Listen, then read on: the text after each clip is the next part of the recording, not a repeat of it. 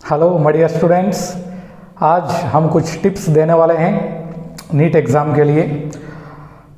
3-4 दिन में आप नीट एग्ज़ाम देने जा रहे हैं, तो अब क्या करना है, what should be the final preparation before going to NEET examination. तो इसके लिए कई स्टूडेंट्स क्या है, अभी से बहुत नर्वस रहते हैं, कुछ टेंशन में आ जाते हैं, सोते नहीं हैं। तो ये प्रॉब्लम्स जो भी है, मतलब बियॉन्ड एकेडमिक्स जो प्रॉब्लम्स है, तो how to resolve these problems.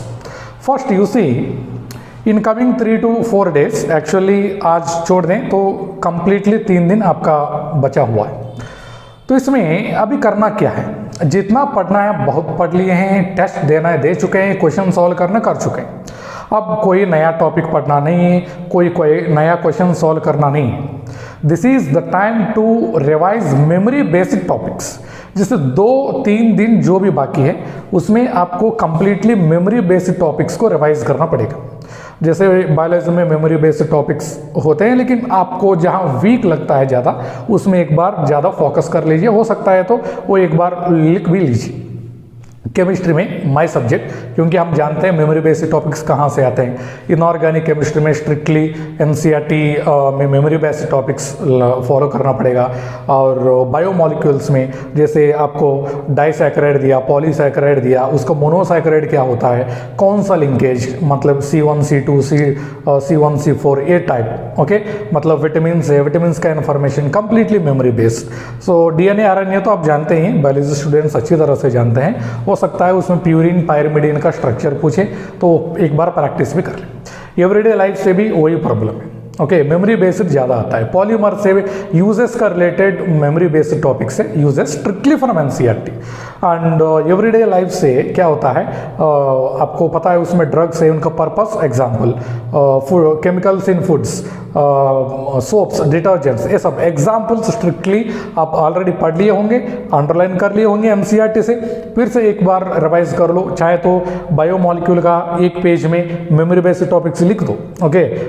Starch ये होता है, और इसमें से मतलब एमाइलोज, एमाइलोपेक्टिन, सब पॉलीमर्स होते हैं। और सुक्रोज में ये दोनों मोनोमर से, लैक्टोज में ये दोनों मोनोमर से ये लिंकेज होता है। आप पढ़ते हैं, एक बार लिखना है तो लिख लो, जल्दी याद रहेगा, ठीक है। इन्वायरमेंटल केमिस्ट्री से भी मेमोरी बेस्ड टॉपिक्स, लेकिन जेईई मेंस में रेगुलरली आ रहा है, तो नीट में तो ज़्यादा वेटेज, मतलब वेरी रेयरली क्वेश्चन आता है। फिर भी एनसीईआरटी से मेमोरी में एक बार रिवाइज कर लो, ये सब मेमोरी बेस्ड टॉपिक्स ज़्यादा आते हैं। इनऑर्गेनिक केमिस्ट्री से भी आता है, लेकिन ओवरऑली आपको स्ट्रेट अवे रट के जाने वाला क्वेश्चन नहीं आता है। रट के जाने वाला क्वेश्चन ये 3-4 यूनिट से ज़्यादा आता है। सो ये मेमोरी बेस्ड टॉपिक्स 2 दिन आपको जैसे भी 2 दिन 3 दिन पूरा मैनेज करके एक बार रिवाइज कर लो। और बात रह गई फिजिकल केमिस्ट्री में, फिजिक्स में क्या करना है सर। जनरली फिजिकल केमिस्ट्री में से, फिजिक्स में से मेमोरी बेस्ड क्वेश्चन नहीं आता है। फिजिक्स में थोड़ा बहुत अगर हो भी, लेकिन maximum formulas, okay, numerical based constants, ये सब अभी प्रैक्टिस करने, मतलब जहां आपको वीक लगता है। टोटल सिलेबस तो कवर नहीं होगा, लेकिन जो चैप्टर आपको वीक लगता है उसमें स्ट्रिक्टली फॉर्मूलाज एक बार प्रैक्टिस करो। कॉन्स्टेंट्स जरूरी है, ठीक है। जैसे स्ट्रक्चर ऑफ एटम में, फिजिक्स में, केमिस्ट्री में भी कुछ common constants, Boltzmann constant, universal gas constant, Rydberg's constant, that particular Planck's constant, okay. एक बार एनसीईआरटी क्लास 11th का पार्ट 1 का बैक साइड में भी दिया गया है सारे कांस्टेंट्स के वैल्यूज। एक बार देख लो, प्रैक्टिस कर लो यूनिट के साथ। मैक्सिमम केसेस में क्वेश्चन में दिया जाता है। अगर इन केस क्वेश्चन पेपर में कांस्टेंट वैल्यू नहीं दिया तो क्वेश्चन आपको नहीं छोड़ना चाहिए, ठीक है। तो फिजिक्स में, फिजिकल केमिस्ट्री में थोड़ा जो भी फॉर्मूलास जो भी है आपको जहां वीक लगता है, ओके, वो एक बार प्रैक्टिस करो। तो ये आपको करना है। तो इन एडिशन टू दिस, ये एकेडमिक्स के अलावा और क्या मतलब प्रिपरेशन में रहना है सर। जनरली स्टूडेंट्स को जो दिक्कत होता है, अभी रात को नींद नहीं आता है, कुछ स्टूडेंट 1-2 बजे तक पढ़ते रहते हैं, ये सब अभी छोड़ दीजिए। अब तक जो किए वो किए, लेकिन अब तक छोड़ दीजिए। अभी रात को specially night time minimum 7 hours आपको सोना है, ठीक है। तो अकॉर्डिंगली 3 दिन का प्लान बना दो, कुछ भी हो जाए, लेकिन रात को 7 घंटा सोना है। 12 तारीख रात को कम से कम 8 घंटा सोना ही सोना है। 8 घंटा सोना ही है, और नो डाउट अगर बाकी दिन में भी 8 घंटा सोते हैं और बेहतर होगा। जितना पढ़ना है डे टाइम ज़्यादा पढ़ लो अगर आपको थकावट लगता है, क्योंकि अभी थोड़ा क्लाइमेट भी है, थोड़ा ह्यूमिडिटी बहुत ज़्यादा है, पर्सपिरेशन हो रहा है, तो it looks like second summer. तो दिन में 1 घंटा सो भी सकते हैं, 1 घंटा आप नैप ले सकते हैं, कोई प्रॉब्लम नहीं। 3-4 घंटा नहीं, 1 घंटा मतलब मैक्सिमम 1 घंटा, half an hour to 1 hour, थोड़ा माइंड रिफ्रेश होगा, फिर शाम को अच्छे से पढ़िएगा। ठीक है, तो रात को उस केस में 6 आवर्स आप सो सकते हैं। दिन में 1 घंटा हो गया तो रात को 6 घंटा।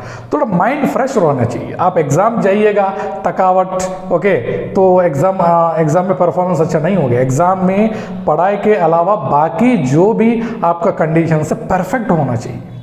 और हेल्थी फूड लीजिए, जैसे आजकल सब होममेड खाते हैं, क्योंकि स्थिति ऐसा आ गया इंडिया में कि कोरोना का वजह से, तो आउटसाइड फूड खाना सही नहीं है। तो वही कंटिन्यू कर लो, होममेड फूड खा लो, फ्रूट्स खा लो, दूध पी लो, जो भी हेल्थी फूड यही है।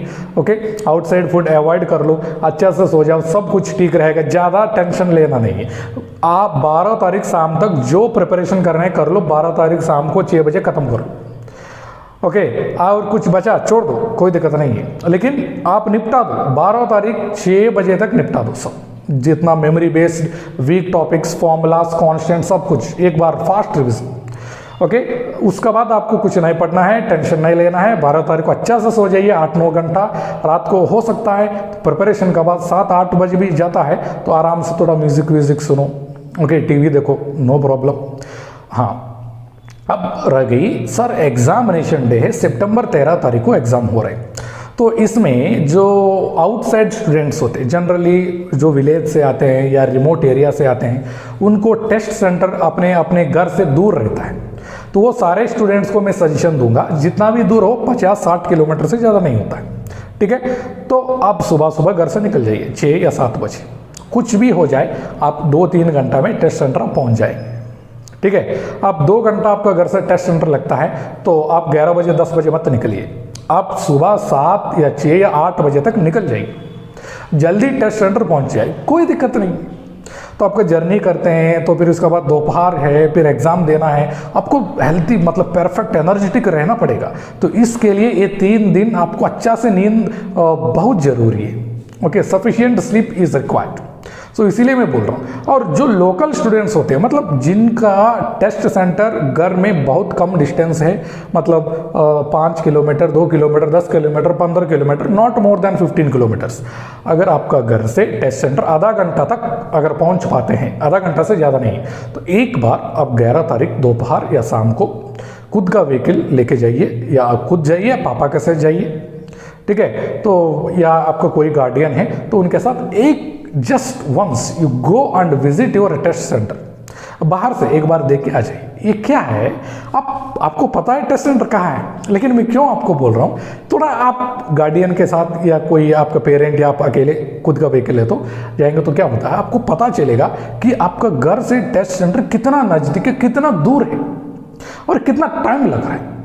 ओके, कई स्टूडेंट्स जानते हैं टेस्ट सेंटर कितना दूर है, आजकल तो टेक्नोलॉजी बढ़ गया है, लेकिन कितना टाइम लगता है exactly. Okay, don't depend on Google map, क्योंकि बीच बीच में ऐसा हो सकता है कि कहीं मतलब ट्रैफिक जाम हो, आपका गाड़ी कुछ ख़राब हो। ओके, ऐसा नहीं होना चाहिए, लेकिन ये एक्ट ऑफ गॉड है, क्योंकि आजकल तो बहुत फेमस चल रही है, तो ये टर्म पॉपुलर हो गया। सो एक्ट ऑफ गॉड हो सकता है, तो इसीलिए मैं क्या बोल रहा हूँ, एक बार आपका घर से 11 तारीख शाम को या दोपहर को निकल जाइए, टेस्ट सेंटर विजिट करके आ जाइए। ठीक है, जो बाकी प्रिपरेशन करना है कर लो। अब 13 तारीख को आप एक काम कीजिए, आधा घंटा टाइम लगता है आपका घर से मतलब टेस्ट सेंटर तक, सपोज हाफ एन आवर लगता है। तो आपको करना क्या है, आप आउटसाइडर्स मतलब लोकल सब सारे स्टूडेंट 1 बजे तक टेस्ट सेंटर पहुंचना है। 2 बजे एग्जाम स्टार्ट होता है, या 1:20 या 1:30, 1:40 को reporting time. By 1 o'clock anyway you have to reach the test centre, lunch वन सब खत्म करके। ठीक है, लंच पूरा खत्म करके जाइए। ओके, खाली पेट में मत जाइए, ब्रेकफास्ट खाइए, लंच खाइए, थोड़ा हल्का से खाइए, कोई दिक्कत नहीं। सो आप टेस्ट सेंटर पहुंच जाइए। तो अगर आपको घर से टेस्ट सेंटर आधा घंटा लगता है, तो 12:15 को घर पे निकल जाइए।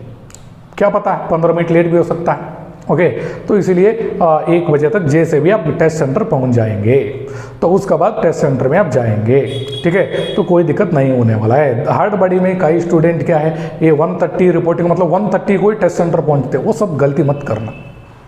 आधा घंटे पहले रहने से आपको कोई नुकसान नहीं होने वाला है, ठीक है। इतना दिन पढ़ लिए, उस आधा घंटे में कुछ पढ़ के आप कुछ नहीं करने वाले हैं, और उस टाइम पढ़ना भी सही नहीं। सो ये प्रिकॉशंस आपको लेना है, ठीक है। तो एग्जाम सेंटर में जाके 3.5 घंटा बैठना है, तो आपका एनर्जी लेवल अच्छा होना चाहिए, थकावट नहीं लगना चाहिए। इसका मतलब आप ये 3 दिन अच्छा से हेल्थी फूड मेंटेन कर लो, पानी अच्छा से पी लो। दिन में 5 लीटर पानी, एक बॉटल पकड़ो, 5 बार खत्म कर लो। 5 लीटर्स पानी एवरीडे सुबह से शाम तक खत्म करना, रात तक नहीं, शाम तक, शाम 6-7 बजे तक खत्म कर लो। ओके, गेट हाइड्रेटेड वेल, ये सब आपका एनर्जी लेवल बढ़ा देते हैं, तो आराम से एग्जाम दे दीजिए। और एग्जाम में बैठने के बाद क्या करना है, आप अच्छे से जानते हैं, बहुत अच्छे से जानते हैं। पहला बायोलॉजी स्टार्ट करो, 1 घंटा खत्म कर लो। केमिस्ट्री स्टार्ट कर लो, 40 मिनट्स खत्म कर लो। फिजिक्स स्टार्ट कर लो, 50 to 55 मिनट्स, हो सकता है 60 मिनट्स खत्म कर लो। और ऐसा भी क्वेश्चन आते हैं कि कुछ क्वेश्चन डिफिकल्ट क्वेश्चन आते हैं। मान लीजिए सपोज केमिस्ट्री में अर्गेनियस इक्वेशन से क्वेश्चन आया, log K2/K1 is equal to EA/2.303 R into 1/T1 minus 1/T2, वहाँ से न्यूमेरिकल आया, यू नो द प्रोसेस। लेकिन आपको पता है वो बहुत लंबा कैलकुलेशन है, उसमें टाइम लगता है, ये 1 मिनट में नहीं होने वाला है। ऐसा फिजिक्स में होगा, केमिस्ट्री में भी होगा। बायोलॉजी में तो जनरली जितना मेरा नॉलेज में 2-3 मिनट लगने वाला क्वेश्चन नहीं आता है, इसीलिए मैं आपको बोल रहा हूँ बायोलॉजी 60 मिनट्स में खत्म कर लो और उसको टच नहीं करना है। तो केमिस्ट्री और फिजिक्स जब सॉल्व करें तो ऐसा क्वेश्चन प्रोसेस आप जानते हैं, और उसको टाइम आपको 2 मिनट लगता है, 1-1.5 मिनट लगे या 2 मिनट लगे, तो 2 से ज़्यादा टाइम लगे, 2 मिनट से ज़्यादा नहीं लगता इन जनरल, ऐसा क्वेश्चन नहीं देते। सो वो क्वेश्चन को सर्किल कर दो। केमिस्ट्री में मैक्सिमम 4-5 होंगे, फिजिक्स में 5-6-7 जितना होंगे, ठीक है। हाँ, अब टाइम क्या रह गया, 60 + 40 + 55 कितना गया, 155 मिनट्स हो गया। लास्ट में 25 मिनट्स बच गया।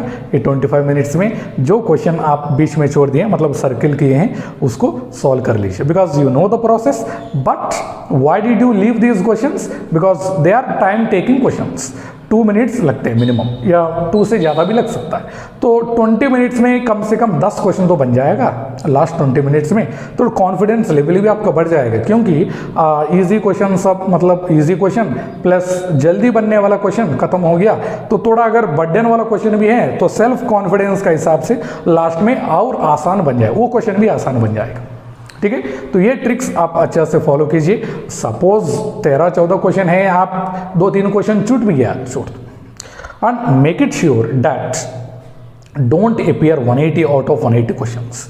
क्योंकि नीट पेपर हो, जेई मेंस हो, एडवांस्ड हो, हर स्टूडेंट के लिए ऐसा कुछ क्वेश्चंस होते हैं हर सब्जेक्ट में से, वो नहीं आता है, नहीं आएगा भी, ट्राई करने पर भी नहीं आएगा, ठीक है। वो पता चल जाता है आपको, ओके। डिफिकल्ट लेवल क्वेश्चन हो आपके लिए, सबके लिए डिफिकल्ट नहीं होता है, जो आपका वीक पोर्शन से क्वेश्चन दिया हो, ओके, वो नहीं आता है, नहीं आएगा भी, उसको क्वेश्चन पेपर में डायरेक्टली क्रॉस कर दो, उसको उसके तरफ बाद में देखना ही नहीं, उसमें भी कुछ टाइम बचेगा। ऐसा क्वेश्चन होंगे, हर सब्जेक्ट से होंगे, हर स्टूडेंट को मिलेंगे, ठीक है। नहीं तो every year 720 out of 720 result देखने को मिलता है नीट में, ऐसा तो हर साल नहीं होता। इवन ऑल इंडिया टॉपर को भी 720 से 720 नहीं आता है, नहीं आया कभी भी।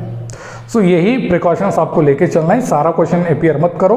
तो बाकी जैसे मैं बोला वैसे आप गाइडलाइन फॉलो करो, सब ठीक होगा।